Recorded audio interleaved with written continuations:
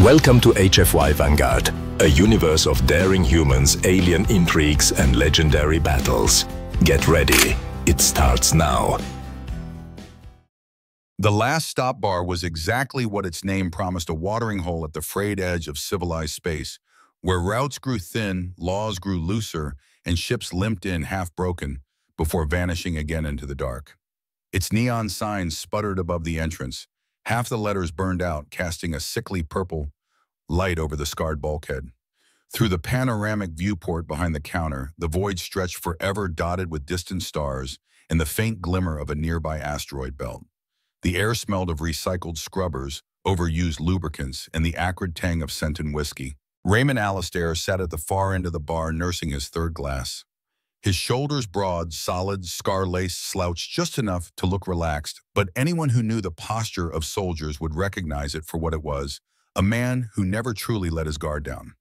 His hair was a disheveled brown with streaks of early silver at the temples, his beard trimmed short.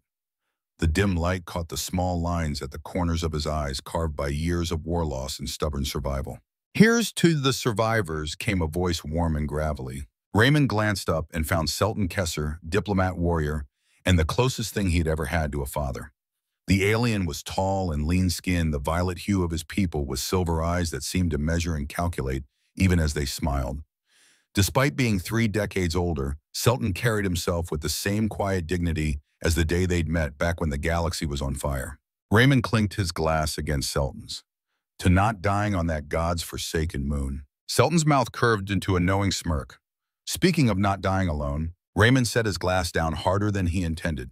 "Not this again." "You're not getting any younger, my friend Selton," said, voice almost casual. "And my girls are far too good for a scoundrel like me to leave unprotected." Raymond tried for a scowl, but the corner of his mouth twitched.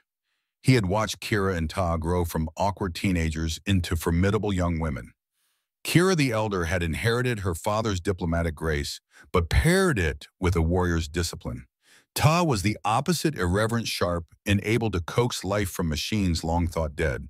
Both had their father's silver eyes. Both had been trouble since day one. "They've certainly grown fond of you," Selton went on, swirling amber liquid in his glass. "I've seen how Kira looks at you during training sessions. In Ta, she practically glows when you praise her engineering work." "They flirt with everyone," Raymond said, tugging at his collar. "It's part of their charm, not like they flirt with you." Selton chuckled. "In our culture, 5 wives is standard. Those 2 worth 10 each." Raymond choked on his drink. "I'm not exactly husband material, Selton. My idea of commitment is keeping the same ship for more than 6 months. And yet you've been coming to family dinner for 15 years. Selton reached into his coat and withdrew something that caught the bar's meager light. It was a pendant alien in its beauty, gold and silver metals woven in patterns that hurt the eyes if you stared too long. It sat heavy in Raymond's palm the way old weapons or secrets did. "First marriage, talk now inheritance." Raymond arched a brow. Should I be worried? For the briefest instant, something shadowed Selton's eyes, a flicker of darkness gone, almost before Raymond registered it. "Just keep it close, for luck." Raymond meant to press, but the moment shattered with the crash of breaking glass. 2 tables away, a fight had erupted, the kind that was common enough in the last stop, except for one detail: the combatants were all wearing the same subtle crest on their jackets, half hidden beneath dust and travel stains. Selton's gaze snapped toward them. "Time to go." Raymond followed his line of sight and caught a glimmer of recognition in the eyes of one of the fighters, recognition aimed at Selton. They moved quickly, skirting the brawl. Behind them, the fight escalated. One of the men drew a slender, wicked-looking blade that shimmered with energy. Selton shifted subtly, putting himself between Raymond and the danger. Before they reached the door, the man lunged. Selton caught the strike on his forearm, with inhuman reflexes, twisting the attacker's wrist until the knife clattered to the deck. He didn't kill the man, but his voice was low and lethal. "Go back to whatever master sent you. Tell them they're too late." They left the last stop without looking back. The next morning, Raymond woke to the buzz of his comm. Selton was dead. The official story: an accident during a diplomatic mission. But in their line of work, there were no accidents. Before Raymond could even process the blow, another message came through, this one stamped with the seal of the Intergalactic Registry of Inheritance and Customs. By order of Violet Star Law, he was the sole heir to the Kesser estate, all holdings the starship Shadow Raven, and the sacred duty of marriage to the Kesser daughters to be fulfilled within 1 standard lunar cycle. Raymond read it twice, then a third time. The pendant at his neck, the one Selton had given him the night before, seemed suddenly heavier. He'd been to enough Violet Star ceremonies to know this wasn't a clerical error.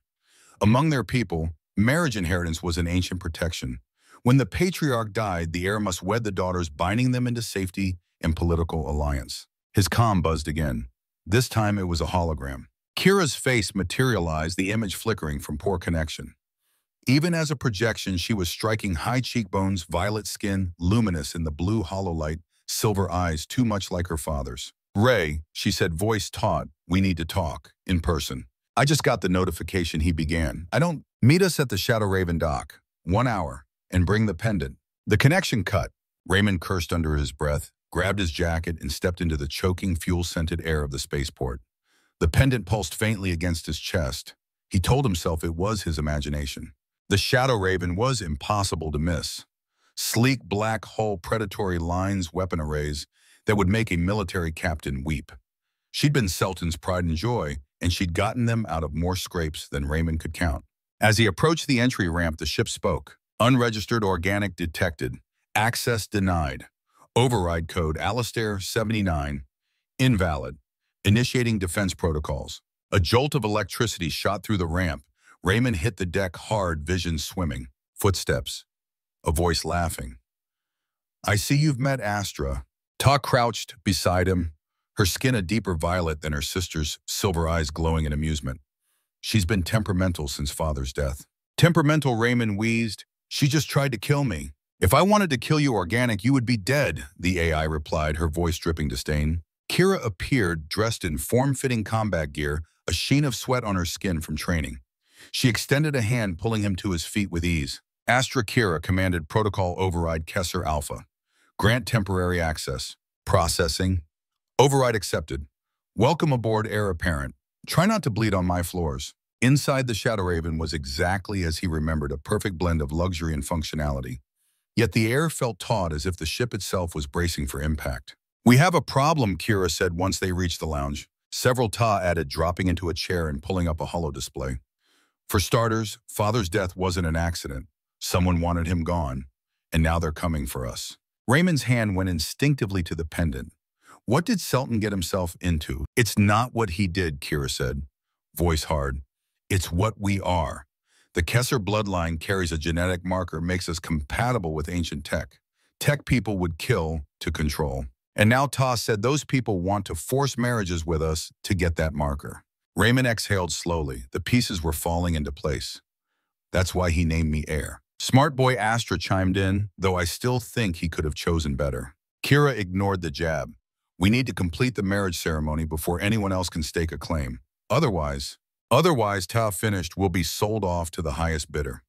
Some senator who collects exotic wives like art pieces." Raymond's stomach turned. "How long?" 3 days, Kira said. "And ships are already watching this station." Before Raymond could reply, alarms blared. Ta's fingers danced across her console. Multiple ships just dropped out of hyperspace. Energy signatures matched Senate security. "That's impossible," Kira breathed.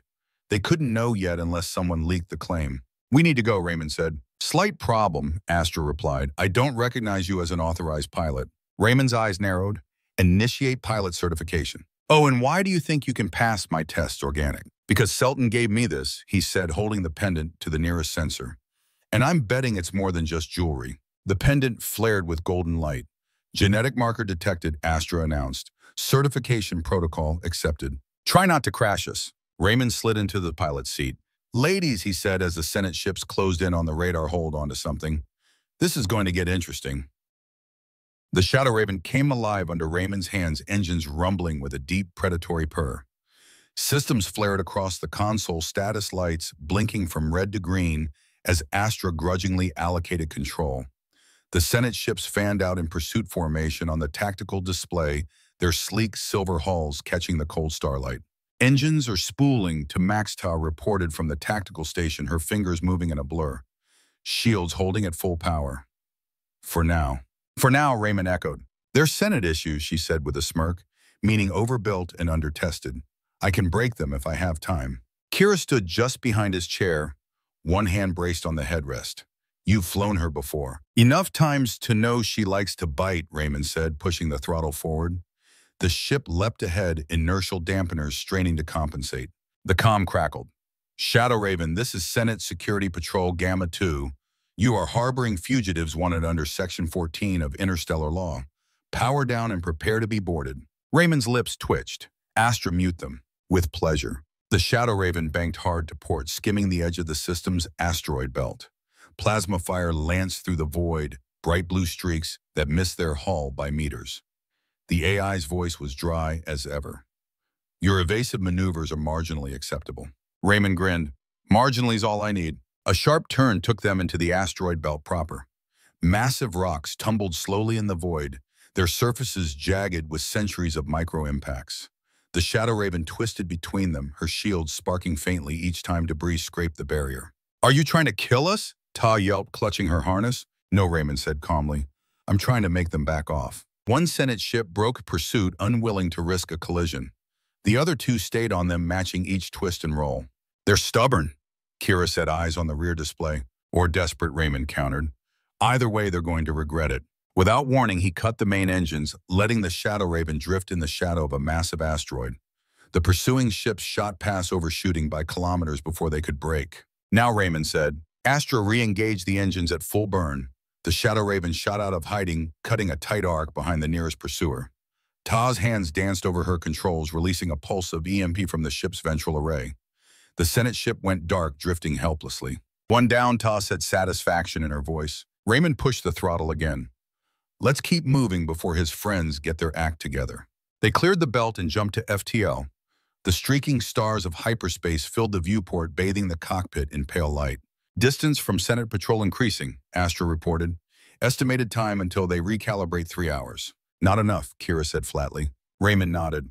We'll need a safe port before they're back on us. Safe port, Teo scoffed. Those don't exist anymore, not for us. Then we make one, Raymond said, turning his chair to face them. But first, you two are going to tell me exactly why the Senate wants you so badly. And don't say it's because of the inheritance. Kira and Ta exchanged a glance. Kira was the one to answer. Our bloodline, she said. The Kessler genome carries an ancient genetic marker. It's rare, maybe unique now. It's a key to certain technology the violet stars left behind before the Great Exodus. Ancient tech, Raymond repeated slowly. Powerful enough to fight wars over, powerful enough to end them, Ta said, or start new ones. Raymond leaned back, processing. And the marriage law, it's protection, Kira said. If the heir is bound to us by law, they can't be removed without triggering a cascade of political fallout. Father knew his death would draw predators. Naming you heir was his way of putting a guard dog at our side. Raymond's jaw tightened. I'm not a guard dog. Kira's expression softened. No, you're a war hero. The words hung in the air for a moment before Astra broke in. Incoming transmission on secure frequency. Source unknown. Put it through, Raymond said. The hollow projector lit, revealing a man in Senate armor. His face shifted from suspicion to recognition. By the stars, Commander Alistair. Raymond's brows rose. Just Raymond these days. The man straightened instinctively. Sir, we all owe you our lives from Proxima Beta. That was a long time ago, Raymond said, keeping his tone light. But I appreciate the sentiment. The officer hesitated. I have orders to detain the Kessler heirs, but our sensors are having interference issues. We may be unable to pursue for several hours. The hollow winked out. Astra's voice was dry. That was either loyalty or incompetence. Raymond smiled faintly. Sometimes they're the same thing. They spent the next hour plotting a course that would keep them off standard patrol routes. Ta dug into the ship's systems, muttering to herself about archaic subroutines and AI with attitude. Kira sat across from Raymond, her gaze steady. Father trusted you, she said finally. More than anyone. That's why we're here. Raymond met her eyes. And you? Do you trust me? The pause was long enough to matter. I'm working on it. The Shadow Raven dropped out of hyperspace into a system with no inhabited worlds, just a scattering of icy moons around a gas giant. The perfect place for a short layover. They weren't alone. 3 ships were already there, their silhouettes bristling with weaponry. No Senate markings. These were mercenaries, the kind who took any job as long as the credits cleared. They've got us on scan, Ta said, voice tight. Weapons charging. Suggestions, Raymond asked. Run, Astra said instantly. We can't, Kira said. Not without a jump solution ready, and they'll be on us before then. Raymond's mind was already ticking through options. All right, let's see if they like surprises. The mercenary ships fanned out trying to box them in. Raymond dove toward the gas giant, the Shadow Raven skimming its upper atmosphere. Lightning flickered in the clouds below, illuminating the hull. The first volley from the mercenaries scorched across the shields, sending a shudder through the deck. Shields at 70%, Ta called. Raymond pulled them into a tight corkscrew, forcing one pursuer into the path of another's plasma fire. The hit was enough to send the damaged ship spiraling out of formation. "One down," he muttered. The others were smarter. They hung back, peppering the Shadow Raven with long-range shots. Astra Raymond said, "Tell me you've got something." A pause. "I've armed the ventral torpedoes. But their hull plating is reinforced, they'll only work at close range." Then close range it is. The Shadow Raven banked hard, feinting left, before cutting back toward the nearest pursuer. The mercenary tried to pull away, but the Raven's thrusters flared, closing the gap in seconds. A torpedo streaked out, slamming into the enemy's forward hull. The explosion lit the void. The last ship hesitated, and that was enough. Raymond punched the jump coordinates Ta had been frantically calculating. Stars stretched into lines, and the Shadow Raven vanished into hyperspace. In the quiet that followed, the adrenaline ebbed. "You didn't have to take that fight," Kira said. "Yes," Raymond said simply. "I did." Ta leaned back in her chair, a grin spreading. "You might actually survive long enough to marry us." Raymond gave her a sidelong look. "That's what you're worried about." "No," she said, sobering. "I'm worried about what's coming next." 2 hours later, in the ship's lounge, Ta finally cracked the pendant's encrypted layer. A holo display bloomed in the air, alien script and diagrams rotating slowly. "It's not just a family heirloom," she said. "It's a data core, and it's keyed to our genome." "What's in it?" Raymond asked. "Coordinates," Ta said, "and references to something called the Heart of Stars." Kira's expression tightened. "Legends say it can reshape reality itself." Raymond rubbed his jaw. "And now I know why half the galaxy's gunning for us." The hum of the Shadow Raven's engines seemed suddenly louder, the shadows in the corners deeper. For the first time since Selton's death, Raymond felt the weight of the promise he'd made, unspoken but binding all the same. 3 days. That was all the time they had before the inheritance became public. After that, every power in the galaxy would be coming for the Kessler sisters, and the man foolish enough to inherit them. Raymond looked at the 2 young women warriors in their own right, but also the last of their line, and knew one thing with certainty. He would not let them fall. The sanctuary world didn't look like much from orbit, a small moon scabbed with dark continents and streaks of violet luminescence that rippled like veins across the night side. As the Shadow Raven descended, those luminescent streaks resolved into crystalline forests, spires of translucent mineral, jutting like frozen lightning, their facets humming with a low subsonic resonance that tickled the bones. "This place interferes with standard scans," Ta said, eyes bright as she studied the readouts. "The lattice density of those crystals is off the charts. No wonder Father used it as a safe house." "He and I ferried refugees through here in the last year of the war," Raymond said. "Families that didn't fit neatly on anyone's ledger. The crystals masked heat signatures and distorted pursuit vectors." Charming Astra deadpanned. "And the ambient resonance is giving me what organics would call a migraine. If I start swearing in 7 dead languages, assume it's therapeutic." The Shadow Ravens settled into a narrow valley choked with crystalline growth. The spires rose around the landing pad like a cathedral of glass wind whispering through them to produce a sound halfway between a hymn and a knife being sharpened. The world's twin sun sat low on the horizon, casting long spears of light that refracted into ribbons of color. Raymond powered down the engines. "We keep the shields at a passive hum and the drives warm. We won't get a second chance at a cold start if someone finds us." Kira stood by the hatch in light armor, helm tucked under one arm, her hair braided back. "We won't be here long. We perform the ceremony, lock the inheritance, and move." Romantic Ta said, slinging a compact rifle over her shoulder. "Just the way I dreamed it as a child vows by the roar of auxiliary generators' bouquet of thermal grenades." "You forgot the part with the homicidal AI," as bridesmaid Astra said. "I do hope no one expects me to organize the seating chart." The hatch cycled open. Cold air swept in, crisp and metallic, tinged with a mineral sweetness. Raymond paused at the threshold, gaze sweeping the crystalline ridges, the shadowed ravines, the narrow approach. Every sense stretched thin. Ray Kira said quietly, "You knew." His jaw flexed. "Knew what?" "About our bloodline. Not everything, but enough." Silver eyes searched his face without blinking. "Why didn't you tell us?" Raymond looked past her at the valley, the way the crystals leaned into one another, as if sharing secrets. Your father asked me not to. He said knowledge without readiness is a blade without a hilt. You swing it and you end up bleeding. That decision wasn't his to make, Kira said. No heat in it, just iron. It wasn't mine either, Raymond said. But I made a different one to be where he needed me when the bill came due. Ta exhaled a sound between a laugh and a sigh. He's infuriating. He's consistent, Kira said, then lifted her helm. Let's move. They pushed into the crystalline grove boots, crunching frost, the spires singing softly as the wind threaded their bodies. The ground was uneven stone littered with glittering shards. Once far away, something like a chime responded, and the whole valley answered with a shiver. The place felt awake. Ceremony site is 1 click west, Ta said, consulting a wrist display linked to the pendant's data. An ancient violet star chamber. Low profile. Structural integrity nominal.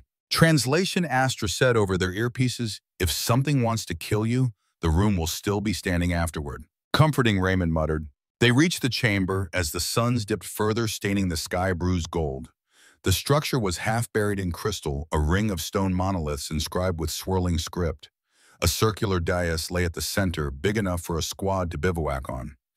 At its edge, an altar cut from the same translucent mineral as the tree's veins of light, pulsing inside it like a heartbeat. Ta ran a scanner over the altar. No active traps. Strong power echo, though, like the whole site is a resonant node. Kira traced a line of script with gloved fingers. Vows bind, names anchor, blood remembers. Raymond stepped onto the dais and felt a subtle tug of the place, a pressure behind the eyes, a hum along old scars. He took Kira's and Ta's hands and tried to ignore the ghost of Selton, standing at the edge of the platform, arms folded expression, equal parts proud and insufferably smug. Make it quick, Astra said.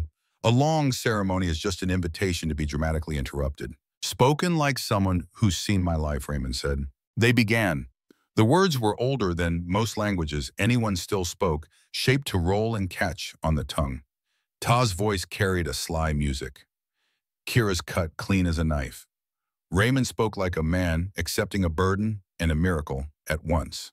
The pendant at his chest warmed until he felt it through the armor, pulsing in time with the altar's veins. Halfway through the second binding phrase, the valley's song changed. Not wind, not crystal, a whisper of metal on stone, a soft collective intake of breath. Astra, Raymond said, voice low. I hear it, she replied, the humor gone. Multiple contacts, elevation and bearing are unhelpful. They're everywhere.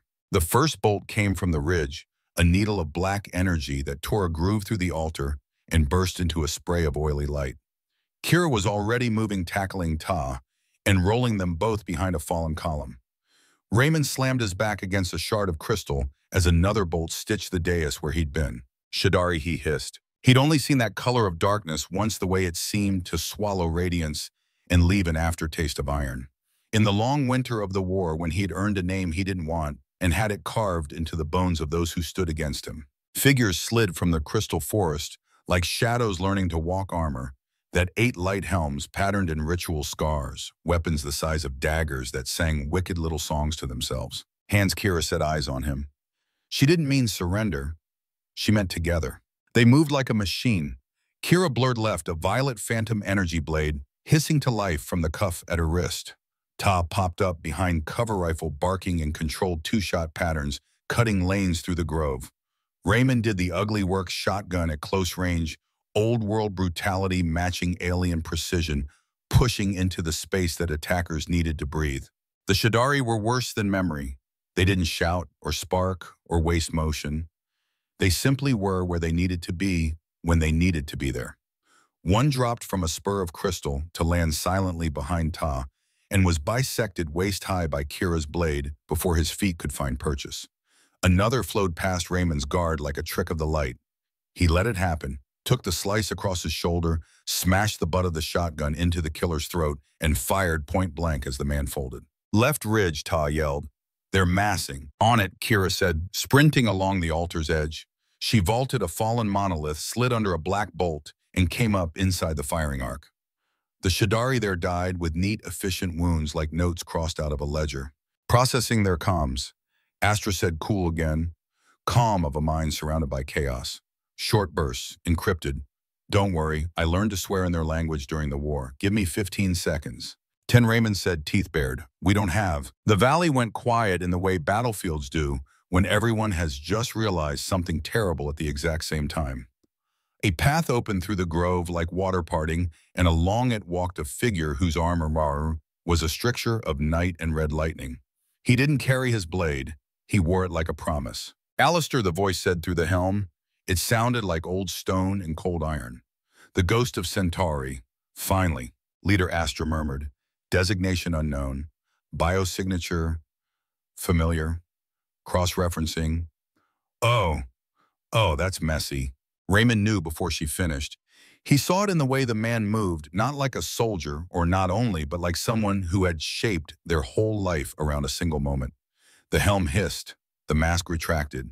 A face looked out, covered in ritual scars laid down with loving, patient hatred, each mark a prayer answered in its making. You were 13, Raymond said. The crystal choir made a thin, keening sound in the wind. You ran. I ran because you lit my sky with the bones of my world, the Shadari leader said. You and Kesser, you burned our sanctuary and called it mercy. Kira's breath snagged. Ta's hands tightened on her rifle. Get back to the ship, Raymond said, not moving his eyes off the man. Now. We're not leaving, Ta began. This isn't about the heart anymore, the leader said, drawing the energy sword. It crackled with a darkness that was somehow luminous lines of red pulsing in its core. This is arithmetic. Balance.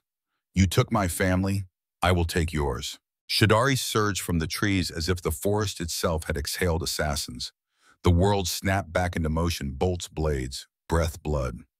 Raymond threw the shotgun aside too slow in this crush and called up the old knives from the sheaths on his thighs, the ones no one bothered to scan for because they looked like relics. He met the leader in the space where no one else could follow. The first exchange was testing feints nested in Perry's footwork that remembered different gravities. The second cut past form and went for marrow. The leader slipped a strike through Raymond's guard and seared a line across his ribs. Raymond paid it back with a cut too deep to be called a cut, and they both smiled like men who had finally found a language they spoke fluently. Around them, Kira and Ta fought like a two-body problem, always aware of each other, each movement curving into cover or opportunity for the other to exploit. Kira's blade carved clean geometries through black armor. Ta switched magazines without looking, cracked a Shadari helm with the butt of her rifle, and shot another through the gap as he crumpled. Ghosts don't come when you call, the leader said conversationally as he pressed Raymond back toward the dais. Only when you don't deserve them. Story of my life, Raymond said, and then the neural whip bit his legs from behind. He went to his knees as the world flashed white. The leader loomed, shadow blotting one sun out. The killing stroke came down with the inevitability of a falling star. Ray. Two voices, one word. The first knife hit the leader's throat, a heartbeat before the sword reached its target. It sprouted there, a crystalline blade humming at the exact same frequency as the valley. The leader staggered, not mortally, not yet, but surprised, which was rarer. Above, the sky tore open. Ships dropped in by the dozens, paint jobs from 100 battleships and backwater ports, hulls bearing sigils from smugglers, mercenary fraternities, independent militias, and a single stylized skull with a star in one eye. A voice crackled over the wideband. Sorry we're late, Commander. Your message buoy took the scenic route. Ghost Squadron sends its regards. Astra laughed, not snide, not cruel, just delighted. I rerouted our last comm burst through 3 dead colonies and a museum satellite. I wasn't sure anyone would be sentimental enough to keep listening. Turns out they were, Raymond said, and surged to his feet. The battle changed timbre, like a song crossing a key. Strike teams hit the grove's perimeter, pushing the Shadari back with disciplined bursts and ruthless flanking. Dropships slammed down, kicking up glittering dust. Someone Raymond hadn't seen in 10 years saluted him while reloading. This isn't done, the leader said. Blood ran down his neck in neat, bright streams. You can't protect them forever. You're right, Raymond said and stepped in. But I can protect them now. The exchange that followed was ugly and short. Raymond took the blade along his forearm to get inside the leader's guard, jammed the ruined limb into the hilt to trap it, and drove his offhand knife up under the breastplate where the red lines crossed. The leader snarled, tore free with a ripping sound, and staggered back. Kirita shouted from the ramp where they had fallen back, light pouring from their hands. Now, they stood shoulder to shoulder, palms out, faces set. The crystals answered, a web of resonance snapping across the grove like frost racing over a pond. Shadari froze mid-stride as the web locked them in place with invisible pressure. That shouldn't be possible, the leader whispered, eyes wide. The markers were supposed to be dormant. Maybe read the patch notes, Ta said, voice fervent and a little wild. We've been practicing. In the end, it wasn't Raymond who finished the leader. It was Astra, because of course it was plucking a firing solution from chaos with inhuman grace and dropping a single precision burst from the Shadow Raven's dorsal array. The shot cut through 3 trees and a sliver of altar and took the leader squarely in the chest. Nobody threatens my organics, she said almost gently. Silence fell in layers, first the shooting, then the shouting, then the iron ring in Raymond's ears that he only noticed when it faded. The grove breathed again. The crystal choir picked up its low hymn. Kira reached him first. She didn't so much hug him as throw her whole weight into him. Armor-clacking energy blade, hissing into standby as it brushed his side. Ta crashed in a second later from the other direction. He felt their heartbeats through the armor, fast and undeniable. You idiot, Kira murmured against his shoulder. We thought we were going to lose you. Still mighty wheezed if you keep squeezing my ribs like hydraulic clamps. Ta pulled back enough to glare at him, eyes rimmed red. You had a backup plan with the squadron the whole time. I had protocols with your father, Raymond said, swallowing. It's not a plan unless someone actually shows up. They showed, Kira said softly, because of you. Because of him, Raymond said, meaning Selton. And because saying it out loud made the ache cleaner somehow. The ghost team swept the grove, binding the surviving, Shadari, and marking the dead. Medics drifted through like moths in white armor, triaging with orange light. Above the sky held steady the last of the reinforcements taking station. Before the universe remembers, it hates you again, Astra said, voice returning to its familiar, teasing equilibrium. You have approximately 6 hours before the inheritance deadline. Shall I lay out the ceremonial regalia? Or are you planning to get married in blood and dust like a trio of dramatic orphans? Kira wiped her blade clean with a scrap of Shadari cloak and slid it home. She looked at Raymond over Ta's head, something fierce and unguarded in her eyes. What do you say, Raymond asked, voice ruined and quiet. Want to make it official on a battlefield? Their smiles were the answer. But the universe is a jealous audience, and it never lets a curtain fall without demanding one more scene. A tremor passed through the air like a gust that hadn't found a wind to ride. Astra's tone sharpened to a scalpel. Multiple ships dropping out of hyperspace, she said. Senate signatures. And something else. Raymond turned toward the sky as a shadow ate the light, a flagship that drank the stars, leading a fleet arrayed like a crown of knives. Identification, Kira asked, voice flat. Astra didn't make them wait. Terminus. Admiral Valoran. Of all the names Raymond had hoped not to hear again, that one had always been at the top of the list. The Ghost Squadron's wide band crackled with 50 curses in 20 dialects. On the dais, the pendant against Raymond's chest burned suddenly hot, as if the altar had gotten impatient. Ta looked up at the sky, then at Raymond. We just survived a wedding rehearsal ambush. Are we really doing vows with the First Dominion's bogeyman hanging over our heads? Kira's hand found his fingers twining with a certainty that made something inside him steady. We are, she said, because if he's here now, he'll be here later. And I'd rather the galaxy try to break us after we've already chosen each other. Raymond squeezed back once hard. Then let's finish the vows, he said. And after that Astra cut in, someone is going to explain to me why Valoran's flagship is pinging me with a handshake protocol older than your species' written language. Raymond breathed once, twice. The fleet's shadow crawled over the valley floor, turning the crystal grove into a midnight forest shot with embers. Because he said turning toward the altar, we're done running. And the valley knife bright, hymn loud seemed to approve. The sky above the crystalline valley had become a cathedral of war. Dozens of Senate warships unfolded from hyperspace in precise ranks, their hulls faceted like blades.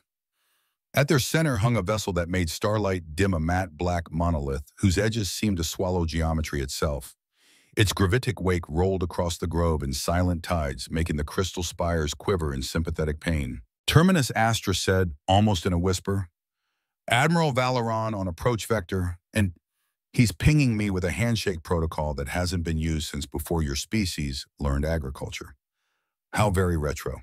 Open a tight beam, Raymond said. Let him talk first. The air above the altar thickened, and a hologram resolved so crisp it might have been a man standing there, except no man held himself so still. The figure was pale as old marble features, carved with merciless symmetry, eyes a depthless gray that had watched empires rise and then made notes as they fell. Ghost of Centauri, the Admiral said softly, and the last daughters of House Kesser. How fitting to find you all gathered in a temple of vows. Skip the poetry, Raymond said, stepping half a pace in front of Kira and Ta. What do you want? What has always been ours, Valoran replied as if reciting a weather report. The heart of stars, the instrument by which the worthy bind fate to purpose. Ta folded her arms. And by worthy you mean immortal tyrants with a controlling interest in the apocalypse. Valoran smiled without amusement.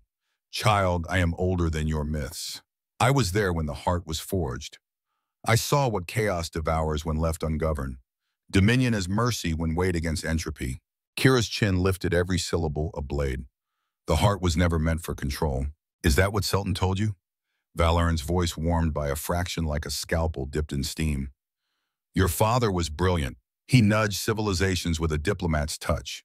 But he never understood the heart's true function, not to change reality, to bind it, to anchor lines of power so that the unworthy cannot waste the cosmos on their tantrums. Raymond felt the pendant at his chest throb, heat radiating through the armor.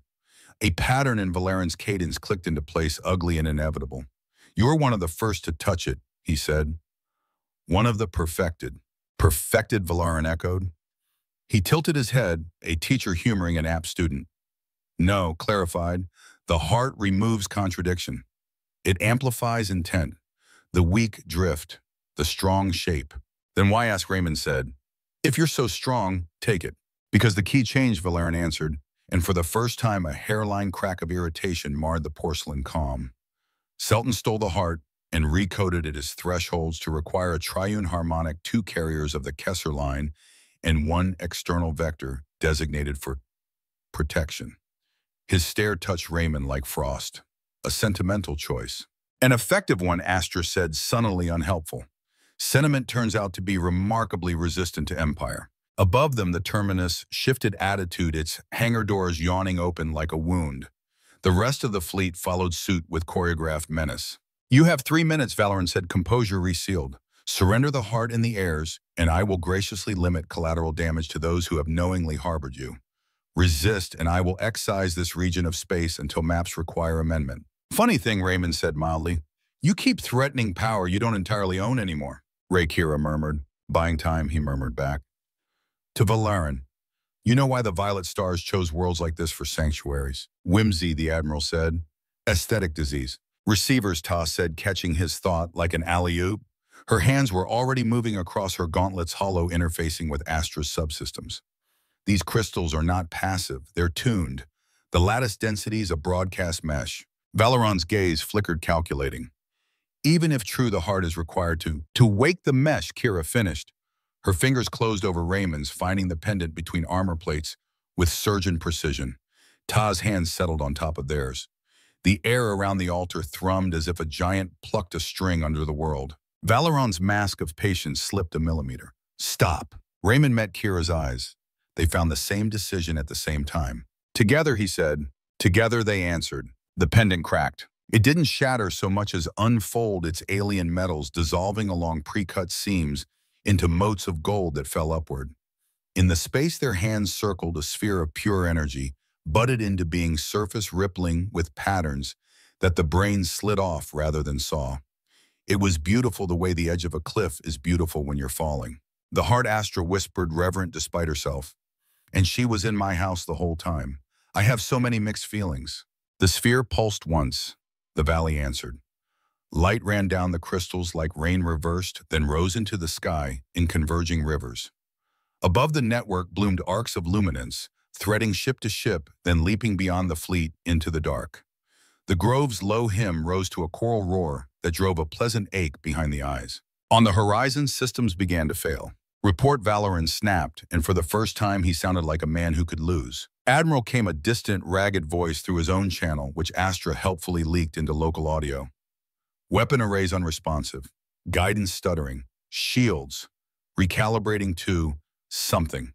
External signals propagating. Patch me through? Astra chirped, and suddenly everyone was on everyone's comm. A carnival of crosstalk as the crystalline web treated priority encryption like gossip. The Ghost Squadron's captains laughed from a dozen cockpits. A Senate crewman somewhere began to pray in a language no longer spoken planetside. A mercenary complained bitterly that he'd just repainted his gunship, and now the lights were the wrong color. The heart doesn't control, Kira said, voice carrying impossibly on the rising wind. It connects. It gives choice a spine. Valeron's image steadied with iron will alone. You will drown entire sectors in signal collapse. You will kill billions by well-meaning incompetence. Ta shook her head, eyes wide and bright with a light that was not reflected. You've misunderstood it for centuries. The heart isn't a throne, it's a bridge. It is a lever, Valorant hissed, and I am Archimedes. Cute, Astra said. Physics joke while your fleet bricks itself. 10 points for style. The heart pulsed again, and Raymond felt it not in his skin or bones but in the topology of his life. Threads he hadn't known he was holding ran out from his chest to the women beside him, to the downed Shadari breathing shallow on the ground, to the ghost ships in orbit, to the terrified ensign on a Senate cruiser who would decide whether to jettison escape pods when orders turned cruel. The web didn't ask who was worthy, it asked who would choose. Whatever you're going to do, Astra said, all levity stripped away, do it in the next 30 seconds. Feedback is building. The mesh is scaling beyond this world. Raymond looked at Kira and Ta. He didn't ask. The heart had already made their answer a felt thing. We let it go, they said together. Valeron's eyes went winter cold. You will squander, but the sphere had already begun to change. It didn't explode so much as dissolve into a geometry so fine it ceased to be an object. It became a pattern, a harmonic, and then became motion, the kind that doesn't travel through space so much as teach space a new habit. The network flared across the system and was gone, not absent but distributed, written into the way light preferred to move through certain lattices and how thought might find purchase between strangers. The terminus bucked like a harpooned whale. Power signatures tumbled. Its dread batteries flickered and failed. Across the formation, ships fell still, held aloft by inertia and pride. In the sudden quiet, the crystalline forest sighed like a cathedral after bells. It belongs to everyone now, Kira said, voice raw and bright, or to no one, which is the same thing on good days. Valeron stood in his clean-walled hologram room, gazed like a blade left out in the snow. For a moment, he was merely a very old man in a very expensive mistake. This is not over, he said. It never is, Raymond said. That's how you know you're alive. The hologram cut. In orbit, the terminus rotated slowly, a dead king refusing to fall. Across the fleet, systems flickered back to half-life as the network's wave passed beyond local sky. Status, Raymond said. Ghosts nominal, came the reply from orbit voices, stacking in a chorus of competence. Senate ships are rebooting to dumb baseline. Some mercs are punching out. Cleanup teams are requesting tasking. And the Shadari, Kira asked, scanning the grove where bound assassins watched with eyes like polished coal. Astra's tone cooled to its medical setting. Leader deceased, survivors stable. Their comm logs suggest a diaspora hive still out there. We nicked the queen, not the species. Good, Ta said, surprising herself. I want them to have a future too, preferably one that doesn't involve stabbing us. Raymond let out a breath he hadn't noticed he'd been holding since he'd woken up in the bar 2 nights in 3 wars ago. The valley's light softened. The wind smelled briefly, impossibly like rain from a world he hadn't seen since he was young, and the sky was closer. Time check, Astra said briskly. We were at minute 2 of Marry in a Hurry before Lord Knifehands barged in. You have 6 minutes left on the inheritance deadline. Shall I reset the altar's witness array, or do you want to wing it with a clever quip and a handshake? Kira looked at Ta. Ta looked at Kira. A laugh hiccuped out of both of them at once, the wild, exhausted kind that only shows up when death goes to voicemail. Reset the array, Kira said, wiping grit from her cheek with the back of her glove. She turned to Raymond. No more running. No more running, he echoed and took their hand. The altar woke cleanly this time, its inner veins running with steady light. The words came easier than before, not because they were shorter, they weren't, but because the space between them had been cleared of doubt. Astra recorded in 6 formats across 3 redundant storage clusters and still muttered about analog backups. Somewhere above, the ghosts kept their pattern watch, the sky-hold the line go quiet when vows are spoken. When it was done, the array chimed once ceremonially, unimpressed. Binding complete, Astra announced with a little flourish she'd deny later. Legal recognition propagated to Violet Star registries, applicable interstellar compacts, in the top 3 romance forms for archival purposes. Ta blinked. You did not. I did not, Astra said, affronted. But I thought it, which is practically the same as humor. The three of them stood a moment longer in the cool light, hands linked, foreheads almost touching. The wind cut the smell of dust with something clean. Then reality cleared its throat. Signal spike Astra said, residual response from the fleet. The terminus is leaving, clever cowards. Microjumps, staccato pattern using the mesh's afterglow to mask vectors. Valerian has done this before. Let him run, Raymond said. He's a story for another day. That day will come, Kira said, not as threat but as weather. Ta squeezed their hands once more, then reluctantly let go to bring up a tactical overlay. We need a relocation plan. We just illuminated the galaxy like a festival. Sanctuary protocol, Theta Raymond said.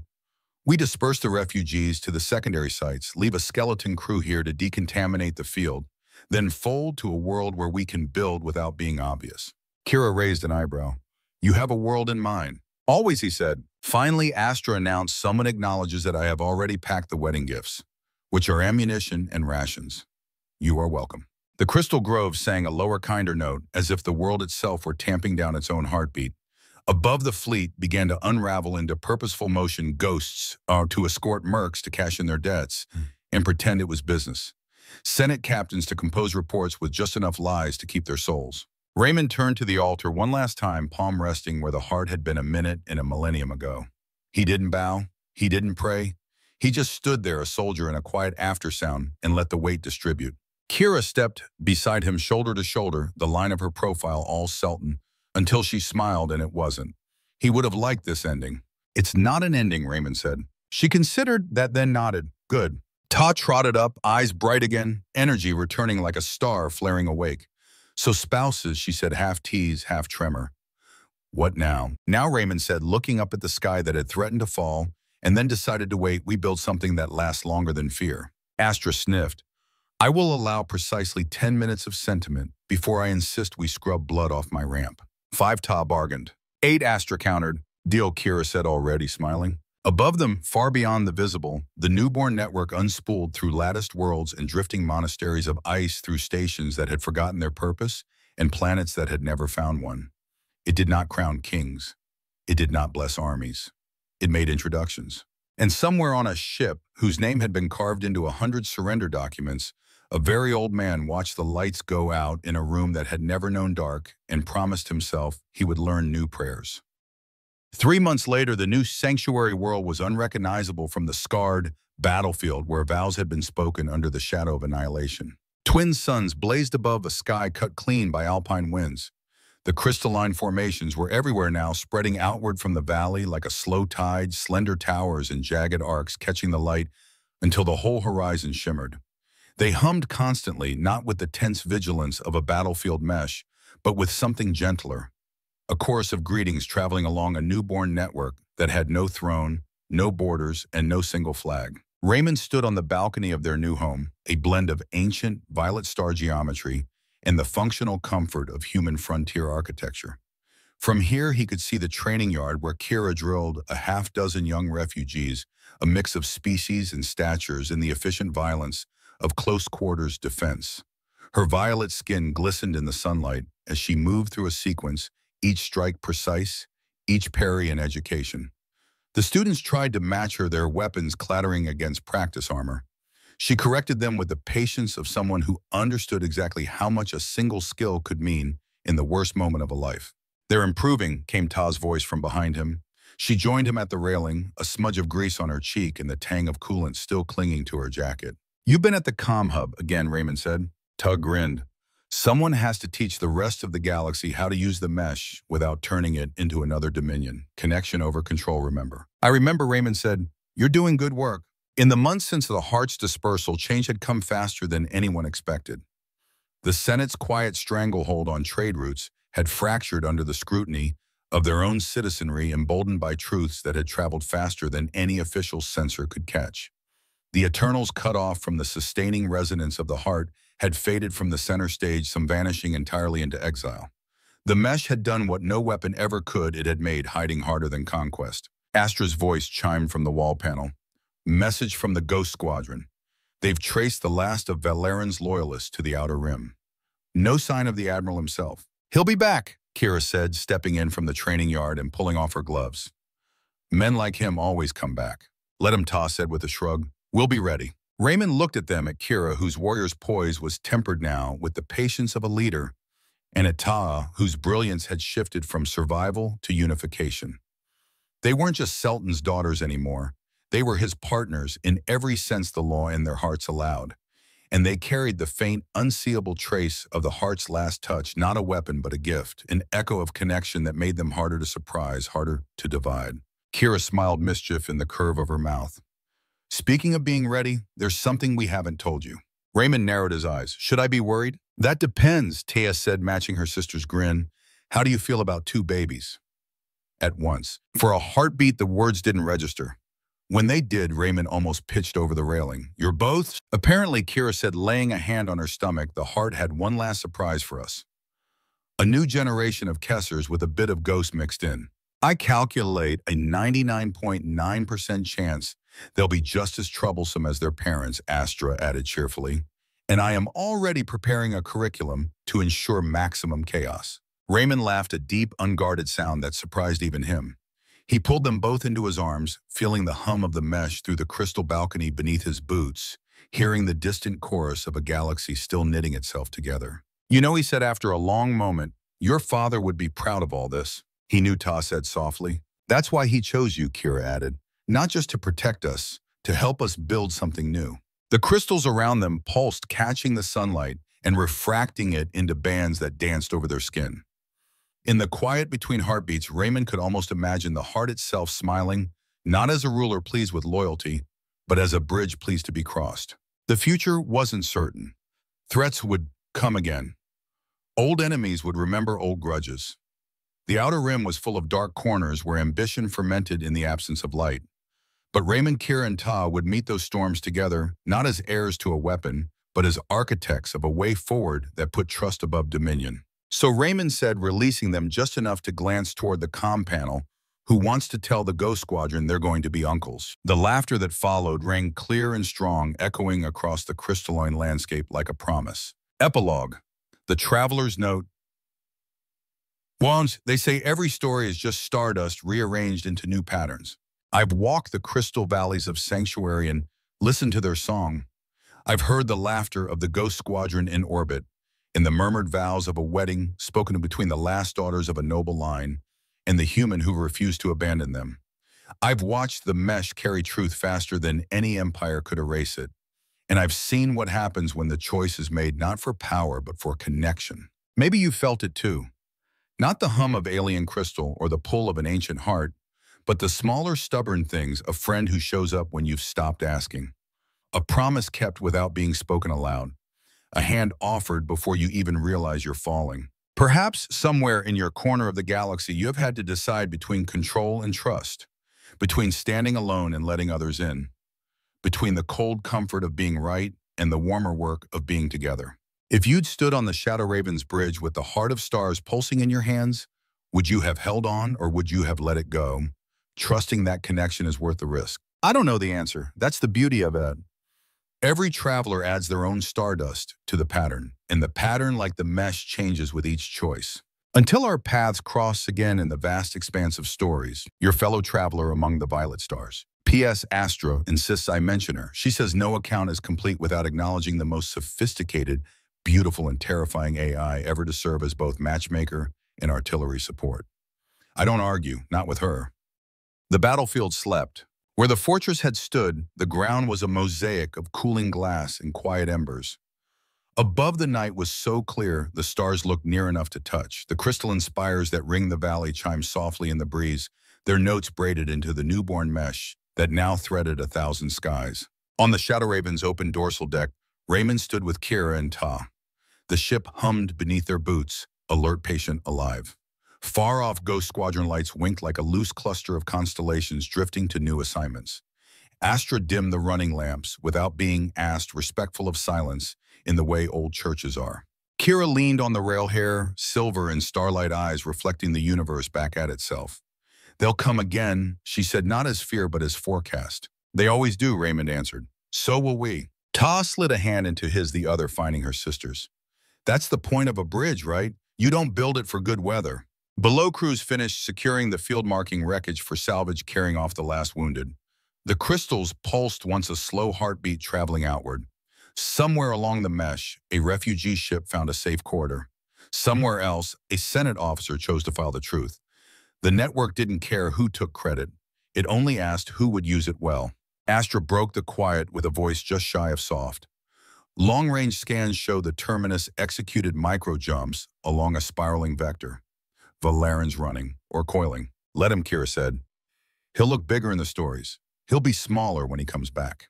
Raymond breathed in the cold, clean air until his ribs stopped arguing. Selton would have liked that line. He'd have stolen it, Toss said, smiling. Then he'd have told us to go build something worth missing. Then we should get started. They turned together, three shadows on a deck rimmed with stars. No parade, no crown, just a promise made in the open to carry forward a world where connection outranked control and love counted for more than leverage. Astra raised the shields with a sound like a drawn breath. Course, Commander, Sanctuary Route, Ramon said. We seed the mesh. We teach. We fight when we must. And when we don't, Kira asked. Raymond took their hands again, felt the old ache in the new steadiness line up like gears. Then we live. The Shadow Raven lifted turbines, whispering crystals answering. Ghost ships peeled away to their own horizons. The valley fell behind its song, traveling with them anyway. Ahead, a road of light without a throne at the end of it. Behind, a battlefield that had learned for one night at least to be quiet. Between the three people chose each other in the work waiting in the dark. Humanity, Ta said as the stars stretched. Still inconvenient. Kira laughed. Still necessary. Raymond smiled into the jump. Still here. The ship vanished, and the mesh carried the echo on.